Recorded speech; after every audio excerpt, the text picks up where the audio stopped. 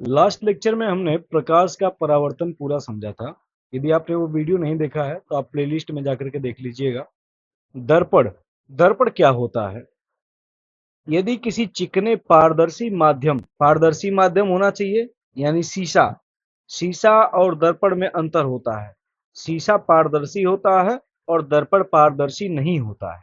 ठीक है, तो क्या है दर्पण? यदि किसी चिकने पारदर्शी माध्यम के एक पृष्ठ पर कलई अथवा लाल ऑक्साइड का लेप करके दूसरे पृष्ठ को परावर्तक पृष्ठ बना दिया जाता है, तो यह निकाय यानी सिस्टम दर्पण कहलाता है। तो ये क्या कह रहा है कि कोई पारदर्शी एक माध्यम ले लीजिए और उसके एक पृष्ठ पर आप कलई अथवा लाल ऑक्साइड का लेप चढ़ा दीजिए।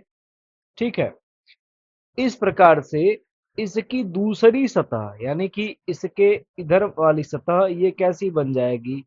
परावर्तक पृष्ठ बन जाएगी, परावर्तक सतह बन जाएगी। और इसी निकाय को, इसी सिस्टम को हम लोग क्या कहेंगे? दर्पण कहेंगे। तो आपने शीशा देखा है जो हम लोग घर में इस्तेमाल करते हैं, दर्पण। ठीक है, तो वो इसी प्रकार से बनता है। दर्पण को उनकी आकृति के अनुसार दो भागों में बांटा जाता है। समतल दर्पण यानी ऐसा दर्पण जिनका परावर्तक पृष्ठ समतल होता है, जैसे यहाँ पर ये बना है। तो इसका ये पीछे कलई किया हुआ है सतह, और ये वाली सतह ऊपर वाली ये परावर्तक सतह है, लेकिन ये समतल है। इसीलिए इस दर्पण को हम लोग समतल दर्पण कहेंगे। दूसरा प्रकार है गोलीय दर्पण। यदि किसी कांच के खोखले गोले को काट कर उसके एक पृष्ठ पर पॉलिश या कलई कर दिया जाए, तो प्राप्त दर्पण गोलीय दर्पण कहलाता है। ठीक है, ये कैसे होगा? तो यहाँ पर एक छोटा सा फिगर में बनाया हूं, देखिए। इसे मान लीजिए ये पूरा एक खोखला कांच का गोला है। ठीक है, खोखला है यानी ये पूरी कांच है जो कि पारदर्शी है, अंदर कुछ भी नहीं है। ठीक है, और ये इसका केंद्र है। ठीक है, इस गोले का। अब इसको यहां से ऐसे काट दिया जाता है। ठीक है, तो ये भाग काट करके अलग कर दिया मैंने। ठीक है, ये पूरा अलग हो गया, ये इतना। तो इसको यदि साइड से हम लोग देखेंगे तो ये कुछ ऐसा दिखेगा, लेकिन इधर से अगर देखा जाएगा सामने से तो ये गोल रहेगा, इसका हिस्सा ये पूरा गोल होगा। ठीक है ना? तो इसमें किसी एक सतह को लेप लगा दिया जाए, ठीक है, या कलई कर दिया जाए, तो दूसरी सतह क्या हो जाएगी? परावर्तक हो जाएगी। और इस प्रकार के दर्पण को हम लोग गोलीय दर्पण कहेंगे। ठीक है, अब इसमें ये लेप या तो बाहर उभरी हुई सतह पर लगाया जा सकता है, जिससे अंदर दबी हुई सतह, ठीक है, ये परावर्तक पृष्ठ बन जाएगी। या अंदर दबी हुई सतह पर लेप लगा दिया जाए तो ये उभरी हुई सतह हमारी ये वाली परावर्तक पृष्ठ बन जाएगी। इस आधार पर ही गोलीय दर्पण दो प्रकार के होते हैं। कौन कौन से हैं? तो पहला है अवतल दर्पण। वह गोलीय दर्पण जिसके उभरे हुए भाग पर पॉलिश या कलई किया होता है। अभी मैंने आपको समझाया कि ये साइड से देखने पर वो खोखला कांच के गोले का भाग है, और इसकी उभरी हुई सतह पर यदि मैं पॉलिश कर दूं या लेप लगा दूं तो ये अंदर दबी हुई सतह परावर्तक पृष्ठ बन जाएगी। और इस दर्पण को हम लोग क्या कहेंगे? अवतल दर्पण कहेंगे। इसीलिए अवतल दर्पण को हम लोग इस प्रकार दर्शाते हैं। ठीक है, इस दर्पण को अभिसारी दर्पण भी कहते हैं, क्योंकि यह अनंत से आने वाली प्रकाश किरणों को सिकोड़ता है। अभिसारी का अर्थ होता है सिकोड़ना। ठीक है, यानी ये अनंत से इस पर जो भी प्रकाश किरणें आएंगी उनको ये परावर्तन के पश्चात सिकोड़ देगा। ठीक है, तो इसको हम लोग बाद में समझेंगे कि ये कैसे हो रहा है। दूसरा प्रकार है उत्तल दर्पण का। उत्तल दर्पण यानी वह गोलीय दर्पण जिसके गहरे भाग पर कलई या पॉलिश किया होता है, उत्तल दर्पण कहलाता है। तो खोखले कांच के गोले का भाग ये वाला साइड से देखने पर ऐसे दिखेगा, और इसकी दबी हुई सतह या गहरे भाग वाली सतह, इस पर हमने क्या कर दिया, पॉलिश कर दिया या लेप लगा दिया, तो इसकी उभरी हुई सतह ये वाली, ये परावर्तक पृष्ठ बन गई। और इस दर्पण को हम लोग उत्तल दर्पण कहते हैं, और उत्तल दर्पण को हम लोग इसी संकेत से प्रदर्शित करते हैं। ठीक है। इस दर्पण को अपसारी अपसारी दर्पण भी कहते हैं, क्योंकि यह अनंत से आने वाली प्रकाश किरणों को फैलाता है। ठीक है। इन दोनों में अंतर क्या है? अवतल दर्पण इसको सिकोड़ता है, इसलिए इसे अभिसारी दर्पण कहते हैं, और उत्तल दर्पण क्या करता है, अनंत से आने वाली प्रकाश किरणों को फैलाता है, इसीलिए इसे अपसारी दर्पण कहते हैं। अब दर्पण से संबंधित कुछ मुख्य परिभाषाएं हैं। दर्पण का ध्रुव, तो ये क्या होता है, गोलीय दर्पण के परावर्तक पृष्ठ के मध्य बिंदु को दर्पण का ध्रुव कहते हैं। इसे P से प्रदर्शित करते हैं। तो ये देखिए, खोखले कांच के गोले का भाग साइड से देखने पर तो ऐसे दिखेगा, लेकिन यदि उसे सामने से देखा जाए, उसके लंबवत देखा जाए, तो वो गोलाकार होगा।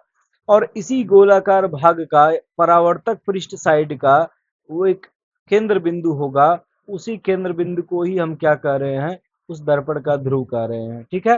गोलीय दर्पण के परावर्तक पृष्ठ के मध्य बिंदु को दर्पण का ध्रुव कहते हैं, और साइड से देखने पर ये इस प्रकार दिखेगा, और यहाँ पर ये बीच में होगा। इस तरह से हम लोग इसको प्रदर्शित करते हैं। यदि ये उत्तल दर्पण होगा तो ये यहाँ पर होगा, इस तरह से दिखाएंगे।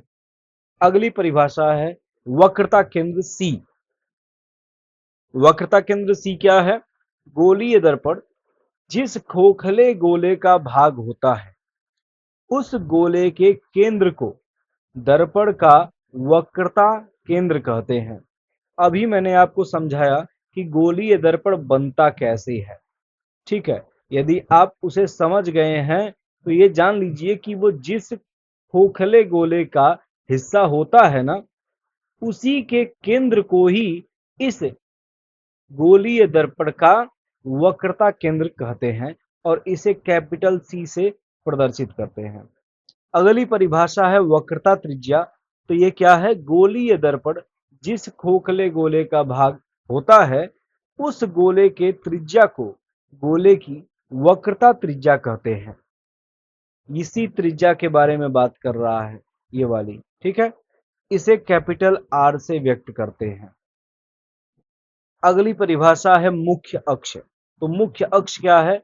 गोलीय दर्पण के ध्रुव कैपिटल P तथा वक्रता केंद्र कैपिटल C को मिलाने वाली रेखा को मुख्य अक्ष कहते हैं। मान लीजिए कोई दर्पण इस प्रकार है, और ये कौन सा दर्पण है बताइए जल्दी से? अवतल दर्पण है। ठीक है। अवतल दर्पण में यहाँ ये कौन सा बिंदु होगा? इसका ध्रुव P होगा, और ये किसी खोखले कांच के गोले का भाग होगा जिसका वक्रता केंद्र कहीं यहाँ पर आ रहा होगा। इसी C और P को मिलाने वाली जो ये रेखा है ना, ये वाली, ये अनंत तक जाती है दोनों साइड। इसी रेखा को ही हम लोग क्या कह रहे हैं? मुख्य अक्ष। ठीक है। इसी को हम लोग मुख्य अक्ष कह रहे हैं। मुख्य फोकस, गोलीय दर्पण की मुख्य अक्ष के समांतर आने वाली प्रकाश किरणें गोलीय दर्पण से परावर्तन के पश्चात मुख्य अक्ष के जिस बिंदु पर मिलती हैं या मिलती हुई प्रतीत होती हैं, उस बिंदु को दर्पण का मुख्य फोकस कहते हैं। इसे कैपिटल F से प्रदर्शित किया जाता है। मुख्य फोकस समझने के लिए आप यहाँ देखिए, ये आपका अवतल दर्पण रहा, और इस पर अनंत से आने वाली किरणें अनंत से आने वाली किरणें, एक बात याद रखिएगा, हमेशा दर्पण के अक्ष के समांतर आती हैं। हमेशा दर्पण के अक्ष के समांतर आपतित होती हैं। परावर्तन के पश्चात एक दूसरे को जिस बिंदु पर ये काट रही हैं, ठीक है, उसी बिंदु को हम लोग इसका मुख्य फोकस कहते हैं। इसके लिए ये यहाँ हो गया, और यहाँ पर तो ये वास्तव में काट रही हैं परावर्तन के पश्चात।